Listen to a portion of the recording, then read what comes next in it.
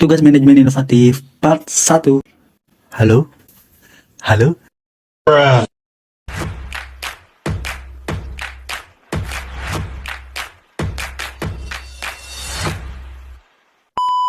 Halo semuanya, perkenalkan nama saya Ahmad Tirta Kelana. Saya dari kelas 2J Manajemen SDM dengan NPM 12/10/0077.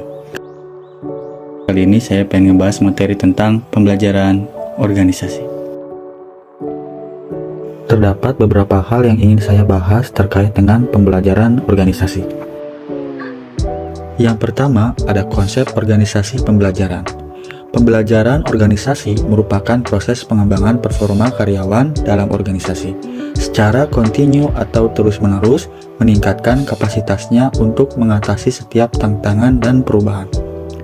Pembelajaran sendiri merupakan proses untuk mendapatkan pengetahuan yang dilanjutkan dengan aktualisasi, di mana pengetahuan yang sebelumnya telah dimiliki melalui dua hal, yakni proses mendapatkan pengetahuan untuk mengetahui bagaimana cara mendasari pengetahuan fisik untuk produksi tindakan, dan proses mendapat pengetahuan untuk mengetahui mengapa demikian yang dihasilkan kemampuan untuk mengartikulasikan pemahaman konseptual dari pengalaman.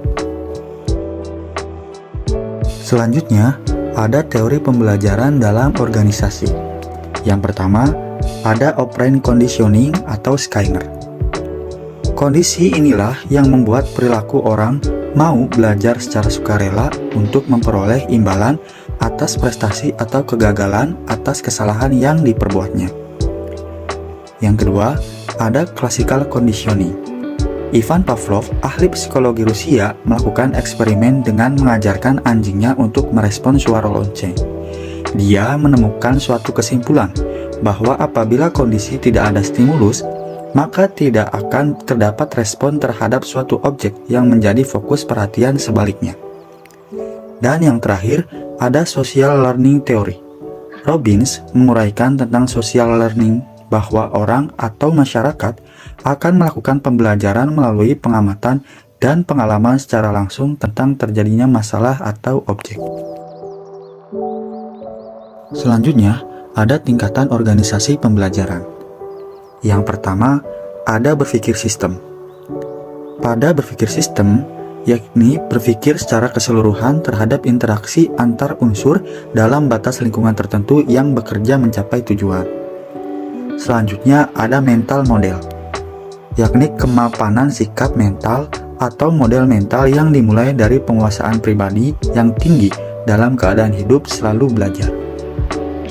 Selanjutnya ada tim pembelajaran, yakni pembelajaran dalam tim dimulai dengan dialog, merupakan kemampuan anggota tim untuk menunda asumsi dan masuk ke dalam pikiran bersama secara murni.